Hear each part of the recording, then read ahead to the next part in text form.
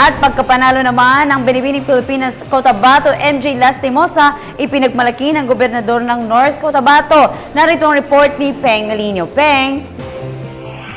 Malaki ang kasiyahan ng mga taga-North Cotabato sa pagkapanalo ng kanilang kababayan na third-termer Binibining Pilipinas contender Mary Jean Lastimosa na taga-Tulonan North Cotabato na siyang magiging representante ng bansa sa nakuha nitong titulong Miss Universe sa taong ito. Ayon kay North Cotabato Governor Emily Lou Mendoza, na isa rin sa mga personal na nanood sa pageant linggo na hindi anya maiwasang kabahan ito sa dami ng magaganda at matatalinong lumahok sa Binibining Pilipinas.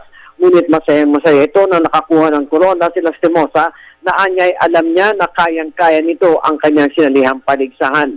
Matatawag din anya na ang North Cotabato ay going global matapos na makilala ang organic black rice at cocoa sugar sa Germany na kahit na anya natatamaan sila ng man-made calamity at ibabang kalamidad ay patuloy naman din anya nitong hinihikayat ang mga kabataan na magsikap para sa kanilang magandang tulad na lamang anya ng kanilang 3 estudyante na paalis na para sa Illinois para sa isang exchange program at iba bang magagaling na produkto ng North Cotabato kabilang ang isang doktor na kanilang pinapag-aral at ngayon ay isang magaling na dalubhasa sa ibang bansa.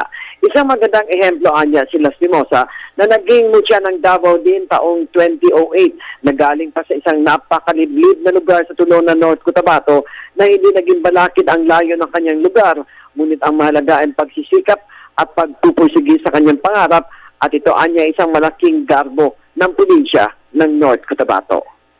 Para sa Telebisyon ng Bayan, Peng Nalino, Radyo ng Bayan, Davao.